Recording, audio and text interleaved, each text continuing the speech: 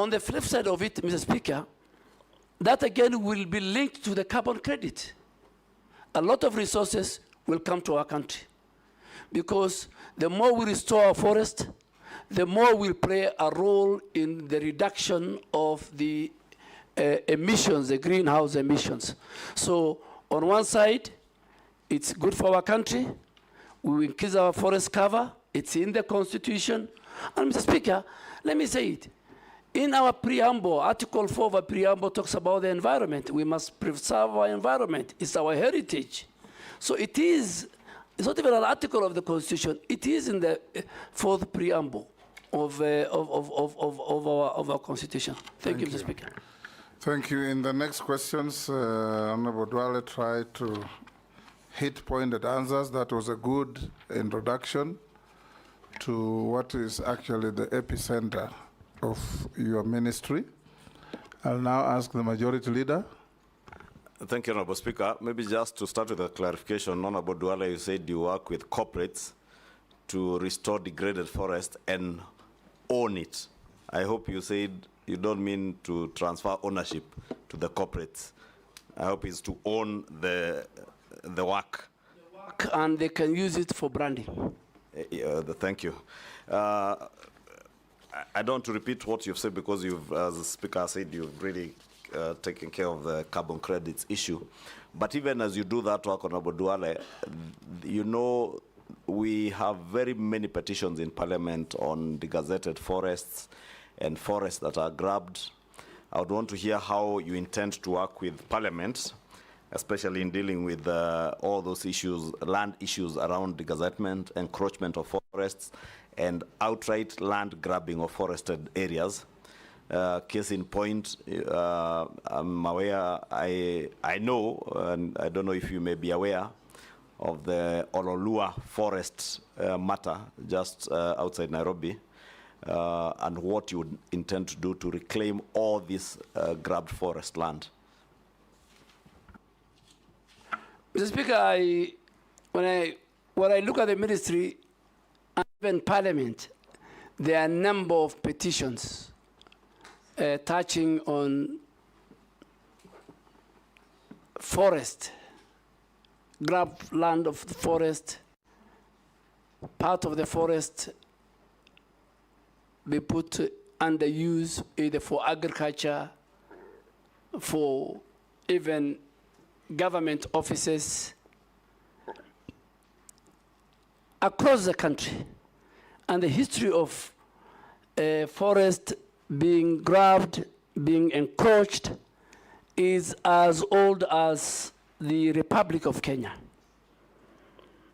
In my entire life in Parliament, from the Mao forest, when the Honorable late Michuki was the Minister for Environment, it's a recurring thing. And what I want to intend, if this House approves me, Mr. Speaker, is first to consolidate all those petitions. Some are genuine, some are out of fraud.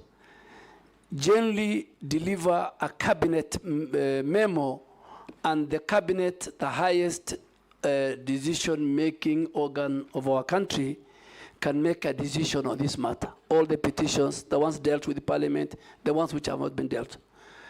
Coming specifically to Ololua, Mr. Speaker, I want to categorically, without fear of contradiction, say that if this House approves me, in the first 30 days, working with the Minister for Lands and other government agencies, a number of titles, including and belonging to big people in government, some of them members of Parliament, will be revoked.